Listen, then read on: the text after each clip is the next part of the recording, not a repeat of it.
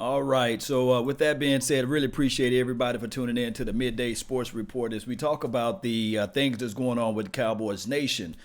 First and foremost, we do not wish injury upon anyone, right? We do not wish harm upon anybody that plays this particular sport, especially it's a brutal sport. It only takes 2 pounds of pressure to bust open and snap open a kneecap. So we understand that this is kind of like war a little bit, just like war. But I must say this as well.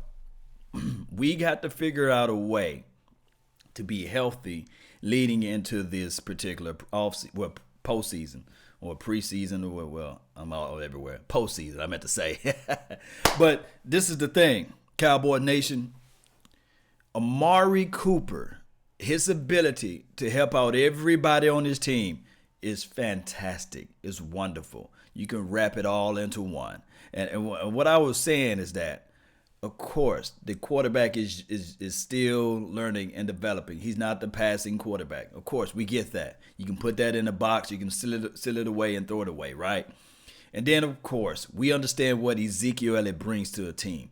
I'm talking about next level medieval type of stuff. The path of the righteous man is beset on all sides by the iniquities of the selfish type of Ezekiel Elliott. We understand that part of his game, his whole temperament. We can look at those factors too.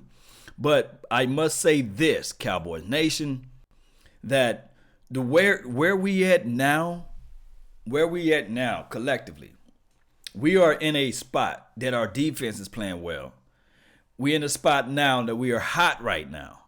And then we getting people back like the Tavon Austins of the world, right? The David Irvins, which I lamented earlier this morning. Now it's time to strike while the iron is fire hot. We got to figure out that part of this particular team. Can we elevate this team to those levels and win what we got? I was listening to 105.3 The Fan on my way to the crib, and they was talking about the fact that they should just go ahead and bench Ezekiel Elliott, give him some rest, and go ahead and pretty much bench Zach Martin. And I was sitting there saying, no way, no, don't do that. Come with full force and tenacity with your mind. Remember, I always say this when people always doubt you, when people have their thoughts about who you are and what you bring to the table, and they say, well, Law, you don't bring anything. You're not bringing facts. But I'm bringing the truth. When I'm bringing the truth, when you're up against the struggles, meet it squarely face to face. Lift your chin, set your shoulders, plant your feet, and take a brace. When it's vain to try to dodge it, do the best that you can do. That's what I'm talking about, the Cowboys. We must still continue to do the best that we can do in order to rise up to the occasion. Now, I must say this too. Even though we may be on top of our division now, there's still trials, there's still tribulation, there's still things that we must overcome. There are still things that we must improve on. I remember saying that even during the preseason, look, do not rest these guys. Go out there and make them play. Everybody was saying, no, Dak was doing a good job also, and da was doing a good job, and Day was doing a good job. I was saying, no. Now it's the time, because he's a young quarterback. He still got lots and tons of things that he must improve on. Play him every single preseason game. But what about injuries, Law? What about this and that, Law? I said, no, this is war. And although the first 2 or 3 games, we saw the rust factor. We didn't see the full offensive line work together in unison. We didn't see the wide receivers on the same page, ball bouncing off the bodies of these receivers. Everybody grading Dak Prescott like he was Tom Brady and Peyton Manning's. It was just all this crazy stuff. But now, inch by inch, every game you picking up something, you learning something, you figuring out the flow of this thing.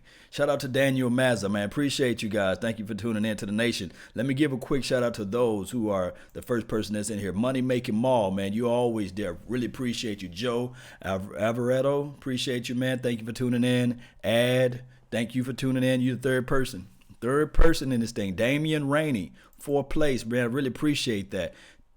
Trey F. Kennedy, man, appreciate you for joining in. My Cowboys family. He's saying from what I can see from here, do not bench no one. Get out there, roll your sleeves up, and play. Now, this is what we need to happen. This is what we really need to happen out there. We can go up, and I'm not trying to overlook the Colts. But if we so happen to get out there and everybody's hitting on all cylinders, and all of a sudden we up 21-0, I'm just saying, if we up 21 or 30, something like that, it'll be a miracle at this point. But let's say if that happened, then you can say, hey, Zach Martin, hey, bruh, you need to hit that bench for right now. We want you to be healthy when we need you the most. We can do it in that factor. But we need to win this game regardless. We need to come into this particular postseason 1,000% strong, locked, loaded, and ready. We need to have these guys out here doing this. We need to have that. We do. We need to have everybody out there ready, attacking to the ball. The defense need to be on A+. Everyone got to be A+ ready. And I'm not talking about halfway committed. I'm talking about committed. Make a commitment to the commitment. That's what I'm talking about. 7 reasons. Thank you for tuning in on the Law Nation 2.0. Let me jump all the way up. No Dak Ninja, the first person that's in the chat box. Shout out to you, Lance Satchel, 2nd place. Got to step it up. No Dak Ninja, 3rd place. Man, I love to see this. Hey, for those who out there who knows that I just don't like the Cowboys, I love them.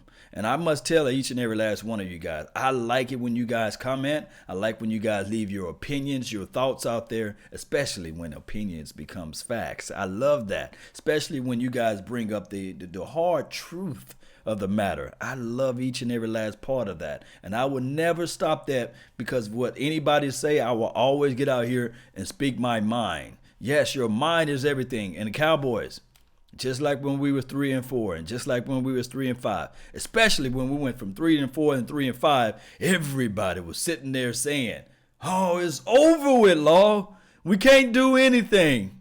But no way. We don't fold up like lawn chairs, guys. We continue to press forward. And that's what we need to do right now. Shout out to you, Jamal. Man, appreciate you, man. Thank you for tuning in. He said I liked and shared on both pages, 1.0 and 2.0. That means a lot. I got to get to 100 likes, man. I got to get these things up. The volume must increase, man. You guys know how this thing goes. I try to put in work so that everybody can understand what's going on in my mind and so that you guys can express your thoughts and concerns as well. The thing is with this team, what they need to do collectively is to figure out a way when they get it. We're going to talk a little red zone talk, right? Can we talk a little bit about that? Do you guys want to hear a little bit about that? And then I can talk about the Carson thing. All right, I'm going to get to our stuff first. Carson Wentz can wait, right? This is the thing. When we get into the money zone, green zone, red zone, whatever you want to call it, when we get down there, we got to do what made us get there, right? And that's running the rock. I would like for this coaching staff, although it may seem like I'm speaking to a wall when we talk about this. And of course, the quarterback play at the money zone, green zone is not that superb. On largelyhood, if you look at the film, if you look at the tape, they line up in the shotgun formation right there when you're in the money zone. The quarterback then takes a 3-step drop, that moving the ball back a little bit further. And why do they do that, Law? Why do they spread it out in shotgun? Why? What's the reasoning for that? I got the answer. The reasoning for that would be so that he can spread out the defense. But a defensive-minded team, what they do is they say, okay, we're going to get out of the man-to-man look. We're going to drop back in the zone, and we're going to sit on these routes.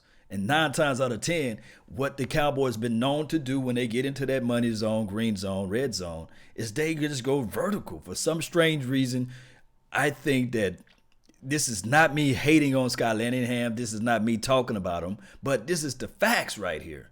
He loves the vertical offense. And then on top of that, your quarterback's strong suit is not throwing the fade. It's just not. I love Dak Prescott. But I got to give you guys the truth. Throwing the fade route is just not his strong suit. Maybe the little RPO play, that's cool when you get into the red zone. That's cool at times. But everybody, mama, uncle, cousin, know that that's what they're going to do when they get into that money zone. What I would like for this team to do, and they can do it. We have the power. We can do offset eye formation. We can line it up in eye. We can go more to a pro stat look. we can do something like that, even bring in a 23 personnel. We can do those things when we get down there. Let's just stop using whatever they use and saying that, okay, maybe the analytics of things, maybe that can help us out. And the analytics show that they're going to expect for us to be in the I formation or expect for us to be in the pro set. Forget that. Line them babies up, get into that I, lead, have a lead fullback as a Jameis Olawale. That's what you picked him up for, right? Have him to lead this thing out. He can catch the ball out of the backfield. There's so many things you can do off of that particular play. But here's the thing. Until we see something different like that, I'm always going to be nervous and anxious when we get to that money zone, green zone. And it's not the quarterback play at that point because he can only go by what the officials call out there as far as the officiating, and then also what Jason Garrett is calling out there. He can only go by those things. Now, like I said before, the vertical offense when we're in the red zone, money zone is just not going to cut it. Just the bottom line truth. Daniel, man, appreciate you for tuning in to the nation, Daniel. Mazza, he gave me the donation to help grow the nation. Really appreciate it. He said, let's go. If it's worth, let's go. If you with it, if you with me, how about them Cowboys? Yes, I'm with you. 1,000% strong, I'm with you, man. 1,000. But I'm going to talk about Carson before I get ready to wrap things up. But I really want to say to everyone that's out here, Carson is a dynamic, and I'm talking about a wonderful quarterback. He can throw just about any balls that you can imagine to fade. He got the short pass, the intermediate pass. Got the strong enough arm, elusive enough to throw on the run. Can roll out. Physical quarterback coming out of the college. Everyone was like, man, this guy's gifted. He's 6'5", maybe 235 pounds, give or take. Just got great pocket awareness, things like that. His only problem, he holds onto the ball as well. And then the offensive coordinator, they do have some already drawn out plays for him to dink and dunk as well. So all those things, you add those together, you got a dynamic quarterback. But so, he is 1-4 against our quarterback, Dak Prescott. But, I ain't going to bring that up too much. But he's injured. Is expected not to play for the last remainders of their games, 3 games. If they so happen to lose one game and we to win one game, we automatically clinch in the division. So that's how much weight is on this particular quarterback and his team. I do not wish injury on anyone. I can only hope that he can get his mind together and get back out there. We already know that some quarterbacks, once they get injured, it's just over with for them. A la RG or RG3, however you want to call him. He just had a fantastic rookie year, and then he just went to boo-boo the fool out there, because everything became too fast for him. Players started tackling him. He was like, I'm scared. I don't know how to slide type of stuff. But we only can wish him the best, right? So with that being said, for all of the Philadelphia Eagles fans out there, may you guys have good luck. Only when you guys not playing with us, right? Playing against us. But neither here nor there, man. Really appreciate everybody for tuning in. Let me give a shout out to those that's in here. No Dak Ninja, fire Linehan, because before the playoffs, please, we got to roll with Scott right now. We got to dance with the lady we with, right? They say dance or ride in with the horse you rode in on. So far, Scott, we cannot fire him. We're on a 5-game winning streak, and one can argue the fact that it's not because of Scott, but it's because of his defense. But we got to roll with what we got now. I truly believe in that. I don't think we should change horses in the middle of the race per se. But that is a good question, though. Let me know in the comment box. I really love to hear you guys' thoughts on this. Do you fire Scott Linehan, or do you just roll with it? Do you go with it?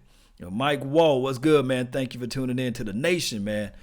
Jonathan, what's good with you? Damn, Carson got injured. Yes, it's one of those things, man. My Cowboys family says Skins lost and the Eagles lost, or Cowboys win. This will all we need to happen. I think that one can argue the fact that the Skins are not going to win another game, probably. But the NFL is so fickle, you just never know. No one thought that the Raiders will beat the Steelers, right? And they came in and whooped their you-know-what. So it can happen any day, any given Sunday, right? So what we need is to really clinch this thing up, is go ahead and win and beat down the Colts. And I already know that Andrew Luck's of the world, everybody very, very think highly of him. You will rarely hear any talking heads or anybody say one shred of negative words about Andrew Luck. So we got our hands full. That's cool. But what we're going to be looking at is a mirror replicate of what we saw last year, right? Because they got the offensive guy from Philadelphia from last year. He's running the offense, right? We can say that. And then the defensive aspects of everything, they got the exact same defense that we used to run for years. I forgot this guy's name. Put his name in the comment box, man. I forgot the guy's name, but Eberflus or something like that. He's the defensive coordinator for the Colts. So one thing, Dak Prescott it can go 50-50. Put it like this. It can be 50-50. It can be one of those games where this particular defensive coordinator knows everything about Jason Garrett's offense, and he knows all of the weakness of Dak Prescott. Or it can be vice versa. Jason Garrett can know everything about this particular defensive coordinator, and Dak Prescott can be so used to playing against that defense that he can put up another 400-yard day. It can be one of those type of things. But one thing that I must say, and I got to say this, baby, that Amari Cooper, OMG. I be sitting there, I cannot wait to see this guy play. He's the guy that when I look at his film, I'm saying the way he turned up the field and cut on a dime, man, it's just nasty. I just can't wait for Sunday. Let me know if you guys feel the same way, man. Yes, Joseph. Yes, Eberflus. He spelled it Eberflus. But although they have Eberflus, but have yourself a merry little Christmas. Or must I say, an Amari little Christmas. Yes, guys. We got Amari, and we got Christmas time here, and you guys can just jam on out to Amari Christmas. Thank you. Yes, indeed. Cowboy Nation, one way or another, I really appreciate each and every last one of you guys for tuning in. Don't forget to hit that like button. Share this content. Subscribe to the page one way or another. Let's go get this W. Let's stay healthy. Let's get this momentum. Let's roll. Tavon Austin should be back into the mix. I don't know whether or not if Sean Lee's playing, cool. Bring him in now so he can knock out his rust. So when the playoff become around the corner, yeah, we can really see the real general out there, right? And they can rotate LVE. They can. I don't know, man. I don't know. Maybe they can rotate Wilson and have Sean Lee, Jalen Smith, and LVE. How about that? Yes, and the coach shouldn't double. If they double Amari, who was his Lance Satchel, if they go out there and double Amari, this is the thing. That would open up everything for Ezekiel Elliott. The path of the righteous man is beset on all sides by the iniquities of the selfish, right? And the tyranny of an evil man. That's what Ezekiel Elliott will do, man. Yes, indeed. Somebody said howling, so let's go. Yes, Daniel, I got you. Let's go, Cowboy Nation. Let's go. Let's roll with this thing. Let's go ahead and jam it up, man. Really appreciate you guys. And remember, you're listening to Nothing But the Bass. Salute. I'm out. Listening to Nothing But the Bass.